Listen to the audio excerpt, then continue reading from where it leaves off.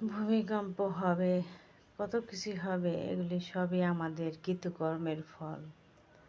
এই যে দেশে এখন বেড়ে গেছে ড্রেসআপের যে কথা, ড্রেসআপ উলঙ্গ হয়ে মানুষ চলে, জিনা বেড়ে গেছে, পাপ কাজে মানুষ বেশি লিপ্ত হচ্ছে, মানুষ গান বাজনার দিকে বেশি ঝুঁকছে, মানুষ আর মানুষকে মানুষ মনে করে না, আপনের মধ্যে শত্রুতা বেড়ে যাচ্ছে।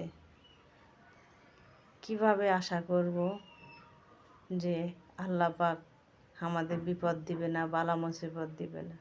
একটু কখনো ভেবে দেখি আমরা যে এখানে আমাদের পাঠিয়েছে মার্কেট করবার, সদাই করবার, আখিরাতে সদাই করতে, আখিরাতের মার্কেট করতে, কিন্তু আমরা এগুলি ভুলে যাই, সব দুনিয়া নিয়ে ব্যস্ত হয়ে পড়ি।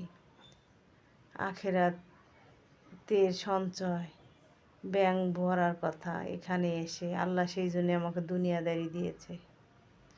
এই তো সকালে নাস্তার জন্য তৈরি করলাম ব্রেকফাস্ট। সবাই দোয়া করবেন, আমার চ্যানেলটা সাবস্ক্রাইব